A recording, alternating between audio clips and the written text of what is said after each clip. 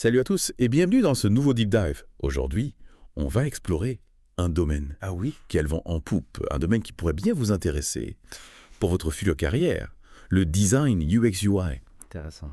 Imaginez. Hein? Concevoir des applications, des sites web, des jeux vidéo, tout ce qu'on utilise au quotidien sur nos écrans. Tout à fait. Prêt à plonger dans cet univers passionnel. On a même des infos exclusives d'un designer UI senior chez Blizzard. Le studio derrière Hearthstone, rien que ça. Ah oui, Hearthstone, un excellent exemple d'interface réussie. Mais avant de parler de jeux vidéo, il faut d'abord comprendre les bases. On entend souvent UX et UI ensemble, mais ça veut vraiment faire la différence. Honnêtement. J'avoue, je mélange parfois les deux.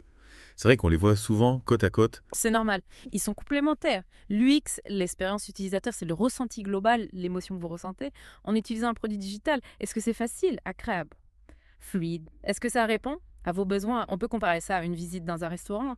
L'UX englobe l'accueil, le service, l'ambiance, la qualité des plats. Ah d'accord, je comprends mieux. Et du coup, l'UX, l'interface utilisateur, ça correspond à quoi dans notre restaurant? Lui, c'est le décor, la présentation des plats, le menu. C'est la partie visible, concrète.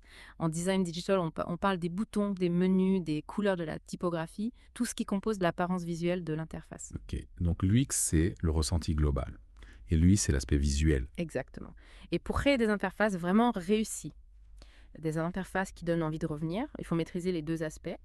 Et pour devenir un as du UX UI design, alors on commence, quelles sont les compétences indispensables? Il vous faudra un bon mix de compétences techniques, les fameuses hard skills, et de compétences humaines, les soft skills tout aussi importants. Commençons par les aspects techniques. La recherche utilisateur est primordiale.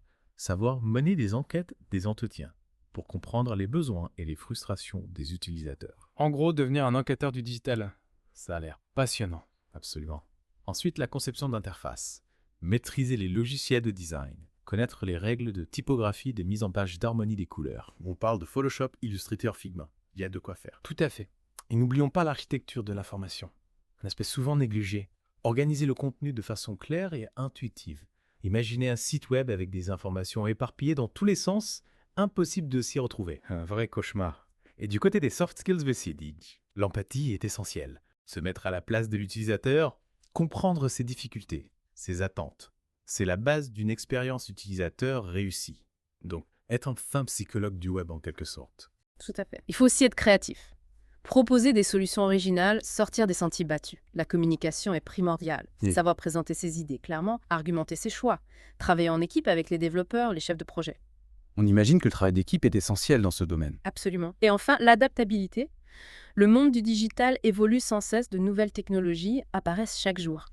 Il faut savoir s'adapter, apprendre en permanence. C'est un domaine qui bouge, c'est sûr. Et pour acquérir toutes ces compétences, quelles sont les formations possibles? Il existe plusieurs voies.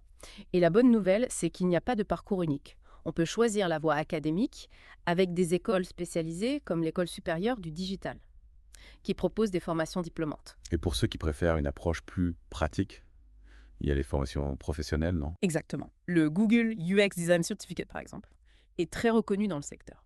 Et bien sûr, il y a les plateformes d'apprentissage en ligne, comme Open Classrooms ou Udemy, qui proposent des formations à la carte sur des logiciels spécifiques comme Figma. Figma, c'est devenu un outil incontournable pour les designers lillois. Absolument. Et pour ceux qui souhaitent se reconvertir, des écoles comme La Passerelle proposent des formations intensives. Et n'oublions pas l'alternance. Une excellente façon d'apprendre un métier tout en étant rémunéré et en acquérant une expérience professionnelle concrète. L'alternance, c'est vraiment un atout majeur pour se lancer dans la vie active. Bon, on a parlé des compétences, des formations. Maintenant, la question qui brûle les lèvres, le salaire. À le nerf de la guerre. Eh bien, bonne nouvelle. Le marché de l'emploi est très dynamique pour les designers UX UI. La demande est forte. Les entreprises recherchent activement des talents dans ce domaine. Concrètement.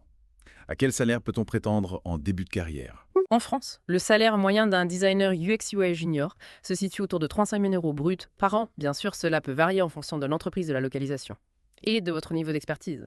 Avec l'expérience, vous pouvez rapidement atteindre les 50 000 € bruts par an, voire plus. Pas mal du tout. Et en termes d'opportunités, on peut travailler dans quel type d'entreprise édition?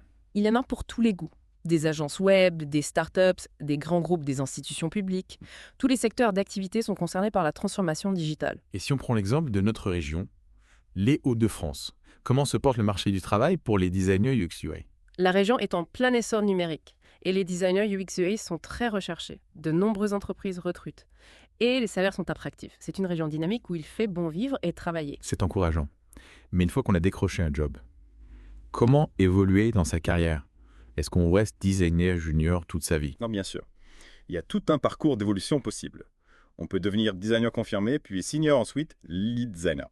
Et pourquoi pas directeur artistique ou responsable UX. Waouh, ça donne envie. Et est-ce qu'on peut se spécialiser dans un domaine particulier du UX UI design? Tout à fait. On peut se spécialiser en UX Research, en design d'interface mobile, en design de jeux vidéo. Les possibilités sont nombreuses et variées. Et si on a l'un d'entrepreneur, est-ce qu'on peut créer sa propre agence de design? Bien sûr. De nombreux designers choisissent de se lancer à leur compte et de proposer leurs services en freelance. C'est une option qui offre beaucoup de liberté et de flexibilité. D'accord, donc il y a vraiment plein de possibilités d'évolution. Mais dans un domaine qui évolue aussi vite, comment fait-on pour rester à la page? C'est la clé du succès. Il faut se tenir au courant des nouvelles tendances, des nouveaux outils, des nouvelles méthodologies.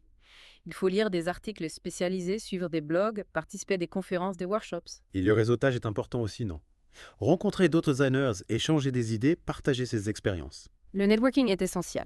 C'est l'occasion d'apprendre des autres, de se créer des opportunités, de se faire connaître dans le milieu. Et bien sûr, il faut se constituer un portfolio solide, qui met en valeur ses réalisations, ses compétences, sa créativité. Exactement. Le portfolio est votre carte de visite. Il doit être soigné et refléter votre personnalité. Bon, on a vu beaucoup de choses. Les bases du UX UI design, les compétences, les formations, les salaires, les opportunités d'évolution.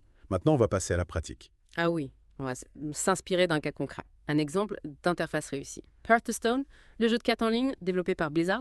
Génial.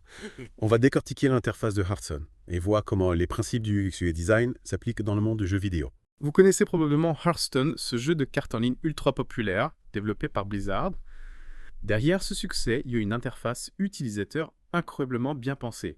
Et justement, on a déniché une interview de Derek Sakamoto, un designer UI senior chez Blizzard, qui a travaillé sur Hearthstone et nous livre quelques secrets de fabrication. Ah, c'est super intéressant. J'adore Hearthstone et j'ai toujours admiré la qualité de son interface. C'est vrai qu'elle est très intuitive et immersive. Exactement. Et Derek Sakamoto insiste sur un point crucial. Pour créer une interface immersive, il faut d'abord trouver ce qu'il appelle une graine. Une graine, c'est-à-dire aimant. C'est une inspiration visuelle ou conceptuelle qui va guider tout le processus de design. Pour Hearthstone, la graine, c'était l'idée d'une boîte à trésors. Un coffre qui contient tout l'univers du jeu. Ah oui, je vois. On retrouve cette idée de coffre dans les menus, les animations, les effets sonores. Tout est cohérent. On a vraiment l'impression d'ouvrir un coffre magique à chaque fois qu'on lance le jeu. Exactement. Et Derek Sakamoto explique que cette graine a permis de créer une identité visuelle forte. Un univers unique qui plonge le joueur dans l'ambiance du jeu dès les premières secondes. C'est vrai que l'interface de Hearthstone est très reconnaissable. Elle a un style bien à elle. Tout à fait. Et Derek Sakamoto nous donne un autre conseil précieux. Ne pas hésiter à donner une dimension physique à l'interface. Donner une dimension physique, qu'est-ce qu'il veut dire par là? Il s'agit de faire en sorte que les éléments de l'interface numérique donnent l'impression d'être tangibles réels. Par exemple, dans Hearthstone, les cartes ont un aspect 3D. Elles bougent, elles s'inclinent quand on les déplace. On a presque l'impression de les tenir en main. Ah oui, c'est vrai. C'est beaucoup plus immersif que de simples images fixes. Exactement. Cette physicality renforce le sentiment de valeur d'importance. On a l'impression de manipuler des objets précieux. Et non de simples pixels sur un écran. Et c'est important pour un jeu free-to-play comme Hearthstone, où les joueurs peuvent investir du temps et de l'argent pour obtenir de nouvelles cartes. Tout à fait. La physicality permet de valoriser les éléments du jeu, de donner envie aux joueurs de les collectionner, de les chérir. Derek Sakamoto mentionne aussi que la physicality a été un atout inattendu pour la version tactile du jeu, c'est-à-dire bassée. Eh bien, les animations des cartes, les effets de particules, tout ça, a été conçu initialement pour la version PC, mais quand ils ont porté le jeu sur mobile, ils se sont rendus compte que ces éléments physiques rendaient l'interaction tactile beaucoup plus intuitive et agréable. C'est comme si l'interface avait été pensée pour le tactile dès le départ. Exactement. Et puis, il faut dire que c'est plus amusant de travailler sur des éléments physiques. Les designers peuvent laisser libre cours à leur créativité, s'inspirer d'objets réels. C'est sûr que c'est plus stimulant que de concevoir des menus plats et sans âme. Mais attention, la physicality a aussi ses limites. Ah oui, c'est vrai. Déjà, c'est plus difficile à faire évoluer. Quand on a créé des éléments physiques très spécifiques, il est difficile de les modifier ou d'en ajouter de nouveaux sans que ça jure avec le reste de l'interface. C'est un peu comme en architecture. Une fois qu'on a construit un bâtiment, il est difficile de modifier sans tout casser. Exactement. Ensuite, c'est plus gourmand en ressources. Créer des éléments 3D, des animations complexes, ça demande beaucoup de travail et de puissance de calcul. Ce qui peut poser problème sur les plateformes mobiles, qui ont des capacités limitées par rapport au PC. Tout à fait. Et puis, la navigation n'est pas toujours optimale. Parfois, il faut faire beaucoup de clics pour accéder à une fonction simple. C'est vrai que la simplicité et l'efficacité sont parfois sacrifiées au profit de l'esthétique. Mais Derek Sakamoto explique que chez Blizzard, ils ont fait le choix de privilégier l'immersion et le flavor, la saveur, l'atmosphère du jeu, par rapport à l'efficacité pure. C'est un parti pris audacieux, mais qui semble avoir porté ses fruits. Hearthstone est un jeu très populaire, et son interface y contribue grandement. Absolument. Et Derek Sakamoto insiste sur un autre point important. Le design UI n'est pas un élément secondaire du développement d'un jeu. Il doit être intégré au processus de création dès le début. Trop souvent, on voit des interfaces qui ont l'air d'avoir été plaquées sur un jeu déjà terminé. C'est dommage, parce que l'interface peut vraiment enrichir l'expérience de jeu. Chez Blizzard, les designers UI travaillent en étroite collaboration avec les game designers dès les premières phases de conception. C'est une approche intelligente qui permet de créer des jeux où l'interface est en parfaite symbiose avec le gameplay. Et parfois, c'est même le design UI qui influence le game design. Ah oui, donnez-nous un exemple. Par exemple, dans Hearthstone, le nombre de cartes dans un deck a été réduit de 60 à 30. En partie parce que l'interface ne permettait pas d'afficher de manière lisible un deck de 60 cartes. C'est fascinant. C'est la preuve que le design UI peut avoir un impact réel sur les mécaniques de jeu. Derek Sakamoto souligne également que le design UI est un travail d'équipe. Il ne travaille pas seul dans son coin. Il est entouré d'une équipe de designers, d'artistes 3D, de programmeurs, de techniciens. C'est un travail collaboratif qui demande beaucoup de communication et de coordination. Exactement. Créer une interface immersive et de qualité. Ça ne se fait pas en un claquement de doigts. Alors, si on résume les conseils de Derek Sakamoto, trouver une graine inspirante, donner une dimension physique à l'interface et intégrer le design UI dès le début du processus de développement. Des conseils précieux qui peuvent s'appliquer à tout type d'interface, pas seulement aux jeux vidéo. Tout à fait. Que ce soit pour une application mobile, un site web ou un logiciel. Ces principes permettent de créer des interfaces plus engageantes, plus immersives, plus agréables à utiliser. Bon, on a vu beaucoup de choses aujourd'hui. On a exploré les bases du UX/UI design, les compétences, les formations, les salaires, les opportunités d'évolution. On a même décrypté l'interface d'un jeu vidéo à succès. Et maintenant, on va vous donner quelques conseils pour choisir la bonne entreprise. Celle qui vous permettra de vous épanouir dans votre carrière de designer UX/UI. On a vu que le marché du travail est dynamique pour les designers UX/UI. Mais face à toutes ces opportunités, Oui. comment choisir la bonne entreprise? Ah, on ne va pas se mentir. Le salaire, c'est important. Oui. Mais ce n'est pas le seul critère à prendre en compte. Absolument. Il faut regarder au-delà du salaire et se poser les bonnes questions. La culture d'entreprise est primordiale. Est-ce un environnement collaboratif, stimulant? Est-ce que les valeurs de l'entreprise correspondent aux vôtres?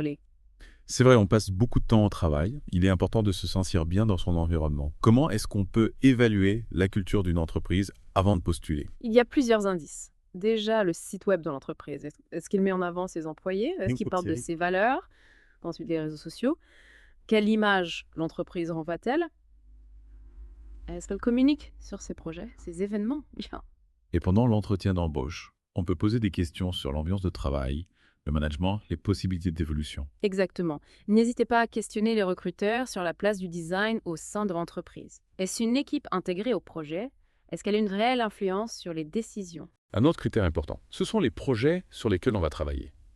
On a envie de se sentir impliqué, de contribuer à des projets qui nous motivent, qui ont du sens. Tout à fait.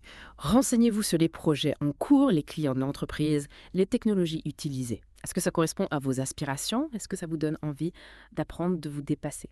Et les opportunités de formation continuent. C'est important aussi, non.